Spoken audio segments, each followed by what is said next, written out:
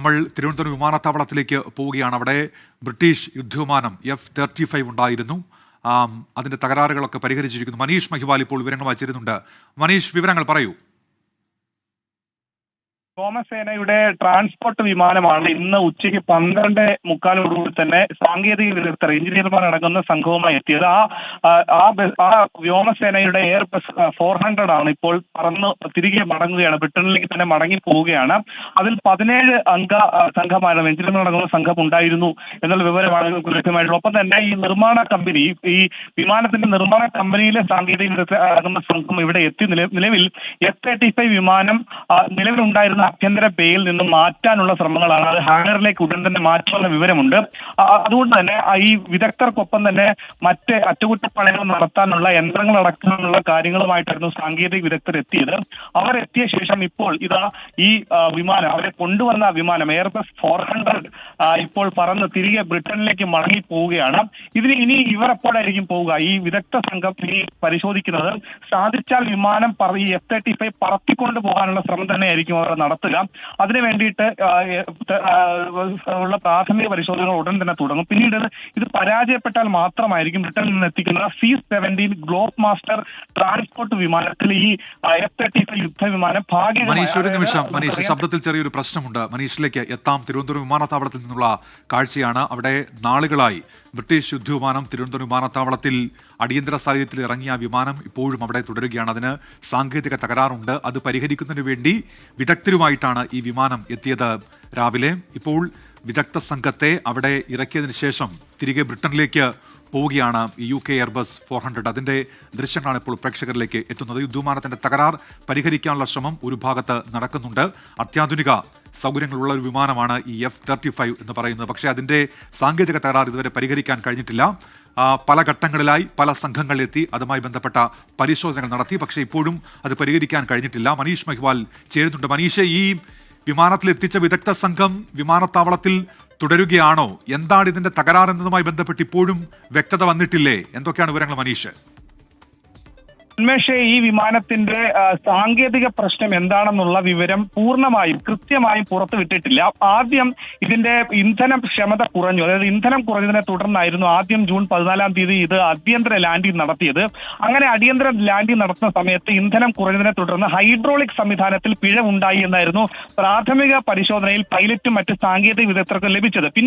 പിന്നീട് ഈ ഹൈഡ്രോളിക് സംവിധാനത്തിലെ പിഴവ് പരിഹരിച്ചപ്പോൾ മറ്റൊരു സാങ്കേതിക തകരാറുണ്ടായി. അതായത് 2 തവണ എഞ്ചിൻ ഓൺ ആക്കി ഇത് പറന്നുയരാൻ വേണ്ടിയിട്ടുള്ള ശ്രമങ്ങൾ നടത്തിയിട്ടും പരാജയപ്പെട്ടു. അങ്ങനെ പൂർണ്ണമായും അതിന് പറന്നുയർന്നു പോകാനുള്ള ഒരു കെൽപ്പ് ഈ യുദ്ധവിമാനത്തിന് ഇല്ല എന്നതിന്റെ അടിസ്ഥാനത്തിലാണ് പിന്നീട് ഇവിടെ തുടരാൻ തീരുമാനിച്ചത്. പക്ഷേ ഈ വിദഗ്ധ സംഘം ബ്രിട്ടനിൽ എത്തുമ്പോൾ 17 അംഗ ബ്രിട്ടനിൽ നിന്നെത്തിയ സാങ്കേതിക വിദഗ്ധർക്കൊപ്പം തന്നെ ഈ യുദ്ധവിമാനം ഉണ്ടാക്കിയ അമേരിക്കൻ കമ്പനിയിൽ നിന്നുകൂടി സാങ്കേതിക വിദഗ്ധർ എത്തണമെന്ന് ബ്രിട്ടൻ തീരുമാനിച്ചു. ബ്രിട്ടൻ വ്യോമസേന തീരുമാനിച്ചു. അതിന്റെ അടിസ്ഥാനത്തിലാണ് അവർ കൂടി എത്തട്ടെ എന്ന് തീരുമാനിച്ചതിന്റെ അടിസ്ഥാനത്തിൽ ഇന്ന് പകൽ 12:45 ഈ എയർബസ് 400 ഇന്ന് 12:45 കൂടി തന്നെ ഇവിടെ തിരുവനന്തപുരം അന്താരാഷ്ട്ര വിമാനത്താവളത്തിൽ ഈ വിദഗ്ധ സംഘം 24 പേര് അതിലുണ്ട്. UK Airbus 400-ൽ 24 പേരെത്തി. 17 സാങ്കേതിക വിദഗ്ധരും ഒപ്പം തന്നെ അമേരിക്കയിൽ നിന്നുള്ള മറ്റ് അമേരിക്കൻ നിർമ്മാണ കമ്പനിയിൽ ആളുകളുമാണ് എത്തിയത്. നിലവിൽ ഇവരിത് ഹാങ്ങറിലേക്ക് മാറ്റും. നിലവിൽ ഹാങ്ങറിലേക്ക് ഇവരെത്തുന്നത് വരെ ഇത് ഹാങ്ങറിലേക്ക് മാറ്റരുത് എന്നുള്ള കർശന നിർദ്ദേശം കൊടുത്തിരുന്നു. അത് മറ്റൊരു രാജ്യത്തിന്റെ അറ്റകുറ്റപ്പണി നടത്തുന്ന ഹാങ്ങറിലേക്ക് ഒരു യുദ്ധവിമാനം മാറ്റുന്നത് സാധാരണമായ നടപടിയല്ല. അതുകൊണ്ട് തന്നെ അതിന്റെ യുദ്ധരഹസ്യങ്ങളും മറ്റു കാര്യങ്ങളും ഉള്ളതുകൊണ്ട് അതുകൊണ്ട് തന്നെ കോടിക്കണക്കിന് വിലമതിക്കുന്ന അത്യാധുനിക വിമാനം ആയതുകൊണ്ട് തന്നെ അതുമായി ബന്ധപ്പെട്ട ഉദ്യോഗസ്ഥർ അല്ലെങ്കിൽ ടെക്നീഷ്യന്മാർ എത്തിയ ശേഷം മാത്രം ഹാങ്ങറിലേക്ക് മാറ്റിയാൽ മതി എന്ന് പറഞ്ഞിരുന്നു. ഇപ്പോൾ ബ്രിട്ടീഷ് ഹൈക്കമ്മീഷൻ സ്ഥിരീകരിക്കുന്നത് സാങ്കേതിക വിദഗ്ധർ ഇന്ത്യയിൽ എത്തിയെന്നും അത് ഇന്ത്യയിലെ തിരുവനന്തപുരം വിമാനത്താവളത്തിൽ തന്നെ അതിന്റെ അറ്റകുറ്റപ്പണികൾ നടത്തുമെന്നും ഇന്ത്യ അതിനു വേണ്ടിയിട്ടുള്ള സഹായ സഹകരണങ്ങളും ഒപ്പം തന്നെ അതിനു വേണ്ടിയിട്ടുള്ള സ്ഥല സൗകര്യങ്ങൾ നൽകിയ വാഗ്ദാനം അത് ബ്രിട്ടൻ അത് സ്വീകരിക്കുകയാണെന്നും ഇന്ത്യ ഗവൺമെന്റിന് ഇത് സംബന്ധിച്ച് നന്ദി അറിയിക്കുകയാണെന്നും അല്പനിമിഷങ്ങൾക്ക് മുൻപ് അവർ റിലീസ് ഇറക്കിയിരുന്നു. ഇതിനുശേഷമാണ് ഇപ്പോൾ ഇവരുമായി വന്ന വ്യോമസേനയുടെ വിമാനം ഇപ്പോൾ മടങ്ങിപ്പോകുന്നത്. ഇത് മടങ്ങിപ്പോയാലും ഈ വിദഗ്ധർ ഇവിടെ തന്നെ തുടരും. ഇവർ പ്രാഥമികമായിട്ടുള്ള പരിശോധനകൾ സംബന്ധിച്ച് നടത്തും. ആ പരിശോധനകൾ നടത്തിയ ശേഷം എന്താണ് സാങ്കേതിക തകരാറെന്ന് ആദ്യം കണ്ടെത്തും.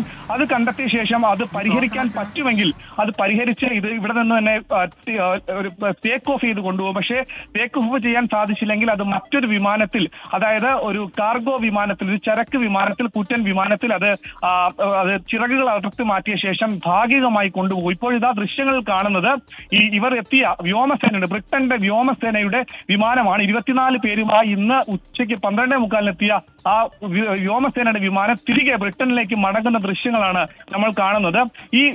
ഇതിലെത്തിയ വിദഗ്ധ സംഘം ഇത് പരിശോധിച്ച ശേഷം 2-3 ദിവസങ്ങൾ കൂടി ഇവിടെ തിരുവനന്തപുരത്ത് തങ്ങിയ ശേഷം മാത്രമായിരിക്കും മടങ്ങിപ്പോവുക.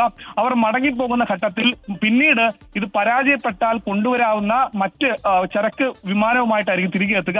ഇത് പരാജയപ്പെട്ടാൽ മാത്രമാണ്. ഇപ്പോൾ നമുക്ക് ലഭിക്കുന്ന വിവരം അനുസരിച്ച് ഈ സാങ്കേതിക വിദഗ്ധർക്ക് ഇത് പരിഹരിക്കാൻ പറ്റാവുന്ന വിഷയമാണ് എന്നുള്ള കാര്യമാണ്. പക്ഷേ പൂർണ്ണമായും അത് സംബന്ധിച്ചുള്ള അനുമതി ബ്രിട്ടൻ വ്യോമസേനയുടെ കൂടി അനുമതി ലഭിച്ചാൽ മാത്രമേ ഇവിടെ നിന്നും തിരികെ ഈ വിമാനം കൊണ്ടുപോകാൻ സാധിക്കുള്ളൂ. എന്താണെങ്കിലും ആകാശത്ത് നമുക്ക് കാണാം, നേർത്ത ദൃശ്യം കാണാം. 12:45 എത്തിയ വ്യോമസേനയുടെ വിമാനം ഇപ്പോൾ അത് ആകാശത്തേക്ക് പോയിരിക്കുകയാണ്. അത് ബ്രിട്ടനിലേക്ക് തിരിച്ച് മടങ്ങുകയാണ്.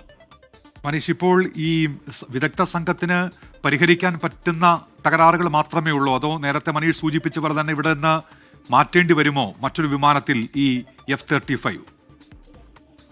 F-35 സംബന്ധിച്ച് അത് വളരെയേറെ സങ്കീർണമായ വിഷയമാണ്. അതിനെ സംബന്ധിച്ചുള്ള സാങ്കേതിക പ്രശ്നത്തെ സംബന്ധിച്ച് ഒരു തരത്തിലുമുള്ള വിശദീകരണം നിലവിൽ ബ്രിട്ടനോ വ്യോമസേനയുമായി ബന്ധപ്പെട്ട ഒരു തരത്തിലുമുള്ള സൂചന പോലും ഇതിന്റെ സാങ്കേതിക പ്രശ്നത്തെ സംബന്ധിച്ച് അവർ വ്യക്തമാക്കുന്നില്ല. അത് അവരുടെ ആഭ്യന്തര രഹസ്യം കൂടിയാണ്. ഈ അടുത്തിടയിൽ ഇസ്രായേൽ യുദ്ധത്തിന് പോലും ഉപയോഗിച്ച ഒരു യുദ്ധവിമാനമാണ്.